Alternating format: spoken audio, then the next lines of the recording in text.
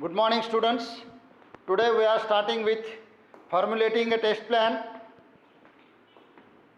Actually, test plan is nothing but final conclusion of your project design. Once you have designed a prototype, and you must be well familiar with the achievement, what are the specifications that has been got to you while designing a system or a project. We have collected different requirements from the users, and based upon the requirements we have designed specifications. After completion of the project, we got no doubt similar to the specification that we have designed, but they are fractionally changed, and that should be written on paper. There are two types of test plan specifications. First one is required specifications according to the user demand, and second is specification designed for maintenance of the system.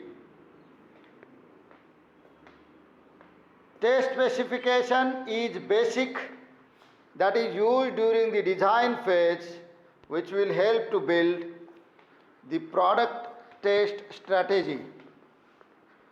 Test plan focus mainly on the requirements of the users, and it also focus on maintenance.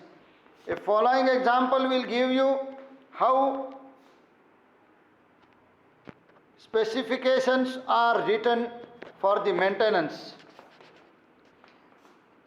Verify the static behavior of the device, just like a device of AND gate. If input is 0, second input is also 0, you will get 0 output as shown in a figure. If input 1 is 0 and input 2 is 1, then output will be 0. If input 1 is 1 and input 2 is 0, output will be 0. If both inputs are 1, then output will be 1. While verifying the following signal values and limits, we will write down which one is 0 and which one is 1 value. So if output high is minimum 2.4 plus or minus 0.03 volt DC is there, we will call it as 1, and if it is 0.4 plus or minus 0.001 volt DC, we will call it as 0. Like that, a specification I have to write. We may not get exactly 5 volt at the output side. If it goes beyond 2.4 volt plus or minus 0.003 volt, then we call it as 5, and if we go below 0.4 plus or minus 0.001 volt, then we call it as 0. This is what exact specification of that AND gate. Under maintenance specifications, specification, I will give you a specification, test plan, specification of the test plan with respect to automobile vehicle. We go to a vehicle, we go to a car shop, then we demand them a specification. They give you user specification, what should be the mileage, what should be the maximum speed of the car, minimum speed of the car, economy speed of the car, then how much will be the gears. These are the specification according to requirement of the users. But if you go into detail, the maintenance specification of that car is concerned, you will find a separate maintenance test plan is also there, in which they have written engine is 110 cc and whose output should be like this at this stage.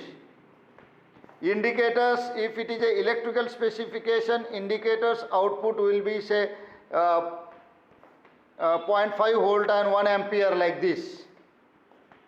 Then pressure of tire will be like this, 30 psi or something like that.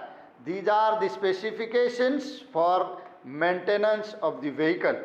So these two test plan specifications are separate. At every stage, as far as electronic design is concerned, at every stage it should have a separate design specifications. What readings we got, that should be tested. That is called a test plan specification. Writing specification means writing all these specification on a separate card. It's called writing specification. Formulating a test plan. Formulating a test plan means, testing means to increase the system moves towards the latter stage of development. That is means it is not earlier stage, it is latter stage. Test plan begins the process. It normally describes the general term what must be tested. So hardware prototype, to verify an hardware prototype, as well as collection of prototype, system interference, and all these should be under testing formulation. There are test plan formulating, in which we will use what is to be tested, what should be test plans. Then secondly, testing order, which parameters should be tested after which. Assumptions made. If there are some requirement or assumptions in the system, then that should be written on paper. Algorithms that may be used, which algorithm is useful for the testing. This figure will give you flowchart of formulation of the test. Analyze the application, test case and test plan. Create environment, surrounding environment or temperature or like that, that should be created. Then simulate multiple scenarios may be simulated. Execution of the test plan, and they will get result. Then detect reporting, defect should be reported, and finally test report is ready for the system. Now, as a test plan, unit test of AND gate is considered here as an example. Test can be similar to above test, in which we have to verify the signal values actually after the AND gate. So this is what V output is what, VOL is what, VIH is what, and so on. Now we will switch to test procedure and test cases. Testing procedure means what should be the expected value of the test. Suppose if it is an AND gate, what is expected value? That is procedure. If we are going, we are connecting input to 1, then input 2 is also to 1, output we are checking through the multimeter. If we get 3.5 volt, then we will call it as one output. That is test procedure. We are writing that procedure on paper. And test cases, if there are some optional cases to it, then test cases should be written on paper.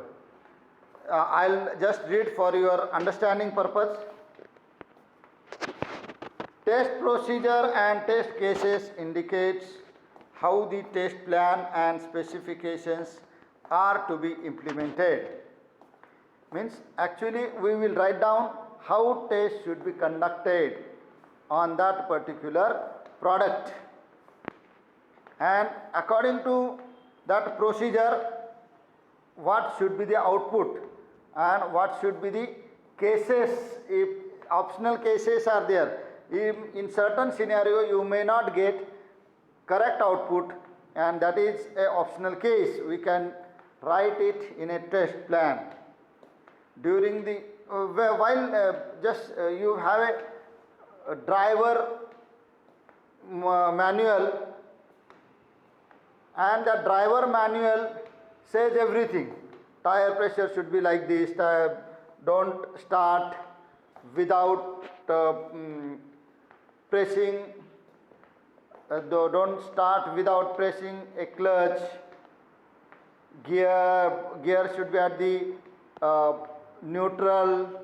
So these are the test procedures and test cases at actual. Okay, that is what is expected value. So if you press the clutch, what will happen, and during one your speed should be hardly 5 km per hour. In a second gear it should be 15 or 20 km per hour. In third it should be 60 km or something like that, and in fourth, and so on. So expected values, unexpected values are there. The boundaries of expected value, limits of the expected output, limits and conclusion, boundaries. These are what a points that should be considered under test procedures and test cases. Okay. In a software testing, there should be a debugging, and to which error what happens, if this error arises what to do, that everything should be written properly about your project. And ego-less design, finally, it is a collective method used during the early phases of development cycle. It's called ego-less design, and under this ego-less design you have to focus on how to improve the design. We will learn next part in the next lecture. Actually, this I want to mention over here that there will be a question of 5 marks about formulation of test plan, writing procedures and so on. Okay, see you, thank you.